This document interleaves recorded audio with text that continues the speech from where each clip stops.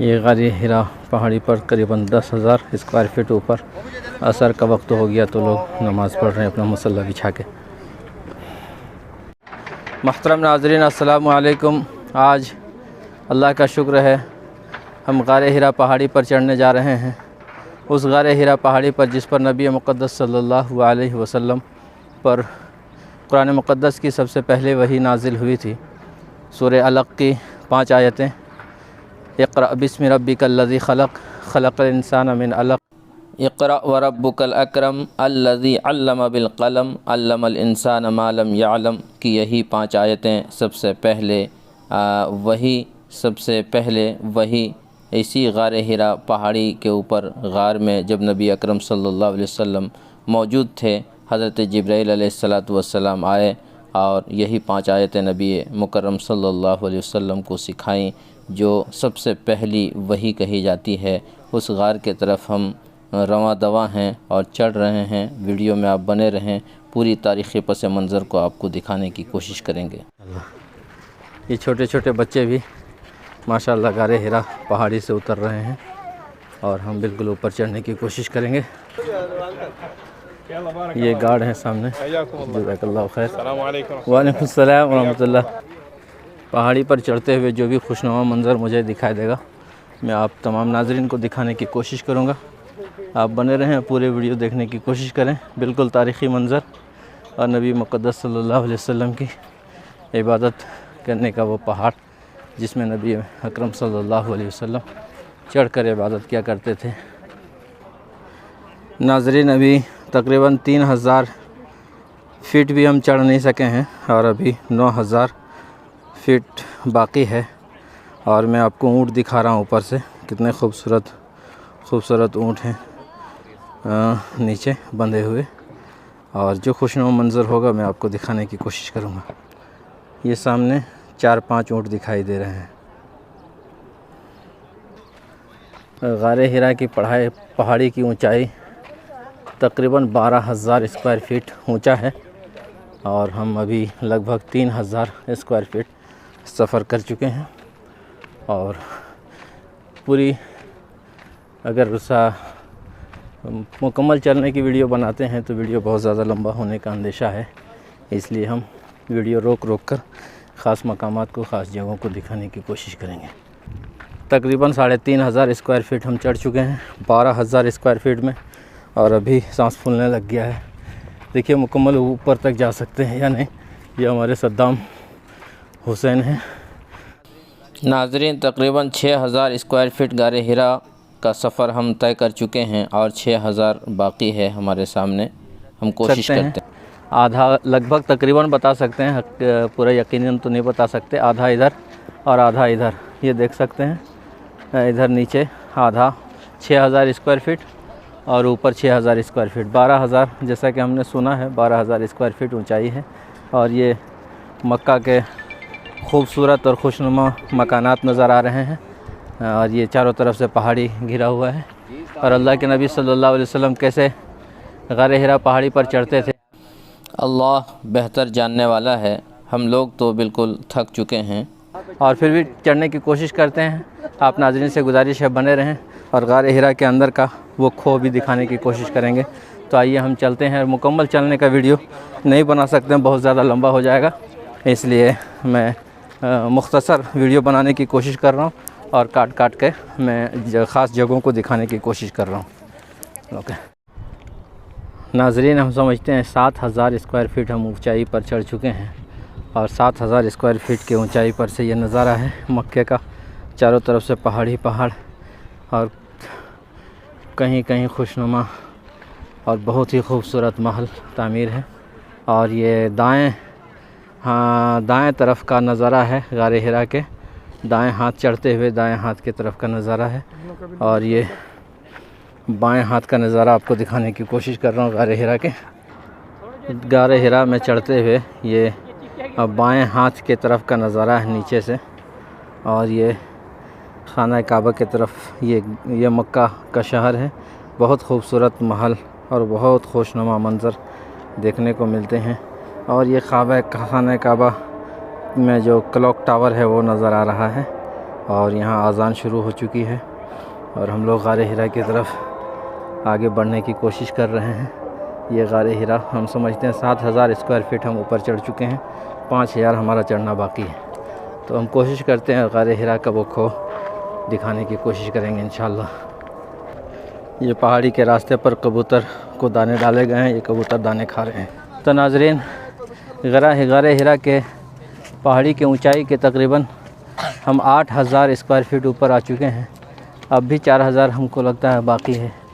ہم پورے پہنچ کر آپ کو دکھانے کی کوشش کریں گے، آپ ویڈیو میں بنے رہیں۔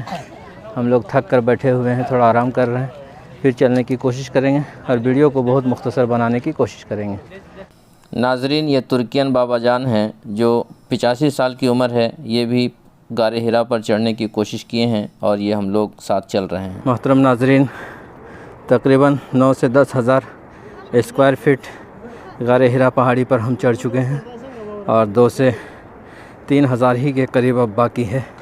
مکمل اوپر چڑھنے کے بعد میں آپ کو غار حرا کا نظارہ کراؤں گا اور نیچے کی طرف بھی دکھاؤں گا، اور یہ اوپر سے نیچے کی منظر ہے جو آپ دیکھ پا رہے ہیں، اور یہ لوگ بھی غار حرا پہاڑی پر چڑھنے کی کوشش کر رہے ہیں۔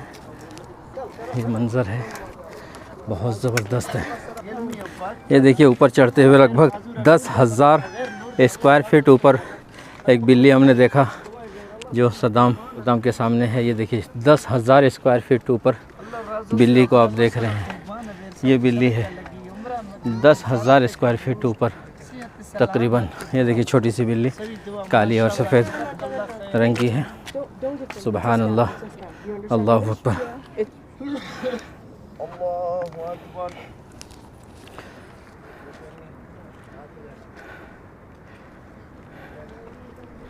یہ غار حرا پہاڑی پر قریباً 10,000 اسکوائر فٹ اوپر۔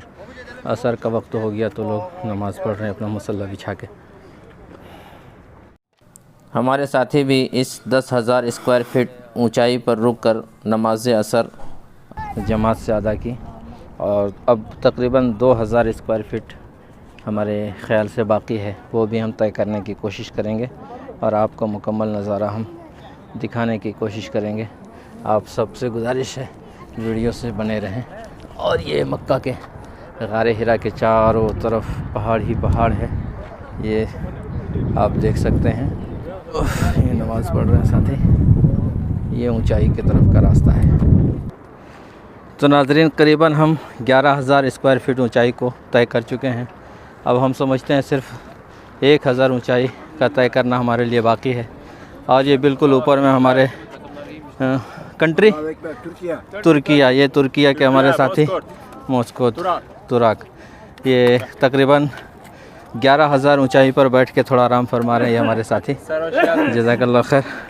بالکل ہم 12,000 اسکوائر فٹ اونچائی اب طے کر چکے ہیں، اور یہ بالکل 12,000 اسکوائر فٹ اونچائی سے آپ کو نیچے کا منظر دکھا رہے ہیں، اور بالکل چوٹی پر یہ چھوٹے چھوٹے دکان عطر کی، تسبیح کی، انگوٹھی کی احباب لگائے ہوئے ہیں جو آپ دیکھ رہے ہیں۔ یہ بہت خوشنما منظر ہے، بہت خوشنما چیزیں ہیں۔ یہ صدام انصاری ہے، لے پیچھے ناظرین، ہم بالکل غار حرا کے چوٹی پر چڑھے ہوئے ہیں، اور یہ غار حرا چوٹی پر یہ چھوٹے چھوٹے دکان لگائے ہوئے ہیں، انگوٹھی ہے، تسبیح ہے، اور عجیب و غریب چیزیں ہیں جس کا نام بھی ہم نہیں جان سکتے۔ بہت خوبصورت تسبیح ان کو دیکھنے کا ملا، ماشاءاللہ، جزاک اللہ خیر۔ اب ہم غار حرا کی طرف جانے کی کوشش کرتے ہیں، آئیے آپ کو غار حرا دکھاتے ہیں۔ یہ غار حرا کی بالکل چوٹی ہے، چوٹی کا منظر ہے، اور یہاں بہت سارے ملکوں کے احباب آ کے نظارہ کر رہے ہیں، اور یہ چوٹی سے بالکل نیچے کا منظر دکھائی دے رہا ہے جو آپ دیکھ رہے ہیں۔ مکے کا چاروں طرف پہاڑی اور بہت خوشنما اور بہت ہی خوبصورت مناظر اور محلات دیکھنے کو آپ کو مل رہے ہیں۔ یہ کلوک ٹاور ہے خانہ کعبہ کے ٹھیک سامنے، اور یہ نیچے کا منظر ہے، ماشاءاللہ، جزاک اللہ۔ یہ غار حرا کا منظر ہے، لوگ اندر کھو میں گھس کر دیکھنے کی کوشش کر رہے ہیں، اور ہماری ماں بہنیں بھی ہیں، نوجوان، جوان، بوڑھے سب ہیں، اور تقریباً ملک کے کونے کونے سے لوگ آتے ہیں اور غار حرا کو دیکھنے کی کوشش کرتے ہیں، اور بالکل عجیب و غریب منظر ہے، بہت ہی خوشنما منظر بھی ہے، اور بالکل پتھر ایسا محسوس ہوتا ہے کہ آپ کو اب گر جائے گا، لیکن گرتا نہیں ہے۔ بالکل اللہ رب العزت کے ایک نشانی ہے اور ایک طرح سے معجزہ کہہ لیجیے۔ بالکل پتھر ایسے دیکھنے کو لگ رہے ہیں جیسے اب گریں گے تب گریں گے، لیکن گرتے نہیں ہیں، بلکہ یہ اللہ رب العزت کا ایک معجزہ اور ایک نشانی کے طور پر آپ سمجھ سکتے ہیں۔ ماشاءاللہ، جزاک اللہ خیر۔ تو ناظرین، غار حرا کے بالکل چوٹی پر ہم چڑھے ہوئے ہیں اور وہ کھو دکھانے کی کوشش کریں گے جہاں نبی مکرم صلی اللہ علیہ وسلم پر قرآن مقدس کی 5 آیتیں سب سے پہلے جو نازل ہوئی تھی، یہی غار بتایا جاتا ہے، اور سورہ علق کی 5 آیتیں، اقرأ بسم ربک الذی خلق خلق الانسان من علق اقرأ وربک الاکرم الذی علم بالقلم علم الانسان ما لم یعلم کی 5 آیتیں جو نازل ہوئی تھی سب سے پہلے، یہی وہ غار بتایا جاتا ہے جس میں ایک دن نبی اکرم شفیع اعظم امام الرسول خاتم الانبیاء سرور کائنات فخر موجودات حضرت محمد مصطفیٰ صلی اللہ علیہ وسلم غار حرا کے اندر عبادت میں مشغول تھے کہ بالکل اچانک غار میں آپ صلی اللہ علیہ وسلم کے پاس ایک فرشتہ ظاہر ہوا۔ یہ حضرت جبرائیل علیہ السلام تھے جو ہمیشہ خدا عز و جل کا پیغام اس کے رسولوں علیہ السلام تک پہنچاتے رہے ہیں۔ فرشتے نے ایک دم کہا کہ پڑھیے، اقرأ، پڑھیے۔ آپ صلی اللہ علیہ وسلم نے فرمایا میں پڑھا ہوا نہیں ہوں۔ فرشتہ نے آپ صلی اللہ علیہ وسلم کو پکڑا اور نہایت گرم جوشی کے ساتھ آپ صلی اللہ علیہ وسلم سے زوردار معانقہ کیا، پھر چھوڑ کر کہا پڑھیے۔ آپ صلی اللہ علیہ وسلم نے فرمایا میں پڑھا ہوا نہیں ہوں۔ فرشتہ نے دوسری مرتبہ پھر آپ صلی اللہ علیہ وسلم کو اپنے سینے سے چمٹایا اور چھوڑ کر کہا پڑھیے، اقرأ، پڑھیے۔